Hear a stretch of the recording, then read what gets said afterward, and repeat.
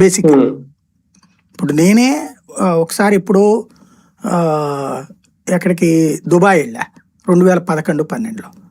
ఆ తర్వాత సింగపూర్ వెళ్ళాను, చంద్రబాబు గారు క్రిందటిసారి సీఎంగా ఉన్నప్పుడు పంపించినప్పుడు, ప్రభుత్వం పంపించినప్పుడు.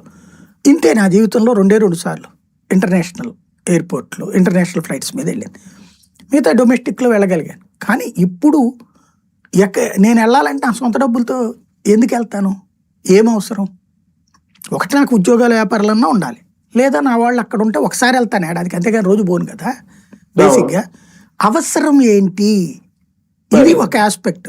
దానికి తగ్గట్టు వయబిలిటీ ఉంటే ఒక ఎయిర్పోర్ట్ నడపాలంటే ఇప్పుడు జిఎంఆర్ రోడ్ ఢిల్లీది వాటి నడపలేనన్నే కదా ఇచ్చేస్తానంటున్నటువంటి సందర్భాలు. కొన్ని ఎయిర్పోర్ట్లు ఆల్రెడీ తీసుకున్న వాళ్ళు ఇచ్చేస్తున్నారు. ఎందుకని? వాటికి తగ్గ ఆదాయం రావట్లేదు అక్కడ. ఆదాయం రాకపోతే ఎట్లా నడుపుతారు? గన్నవరం ఎయిర్పోర్ట్ కూడా ఆదాయం రాదని చెప్పేసి ఇబ్బంది పెడతానని చూస్తున్నారు కదా పక్కన. ఇప్పుడు ఒక ఎయిర్పోర్ట్ ఉండగా 2 ఎయిర్పోర్ట్ తీసుకుని ఇంటర్నేషనల్ ఎయిర్పోర్ట్ అని చెప్పేసి ఏందయ్యా అంటే, ఇప్పుడు ఎవడో ఒకడు మనకు తెలిసినటువంటి వాడు ఉంటే ఆ 15,000 ఎకరాలు అడిగి ఇచ్చేస్తే వాడు 15,000 ఎకరాల్లో డబ్బులు అప్పు తీసేసుకుని 15,000 కోట్ల రూపాయలు ఏమో అప్పు తీసేసుకుని ఒక 3,000 కోట్లతో ఇది కట్టేసేసి మిగతా డబ్బులు తీసుకుని అడిగి జంప్ అయిపోతాడు. అంతమించి చేసేది ఏం లేదు. అది మనకు ఒరిగేది ఏం లేదు అక్కడ.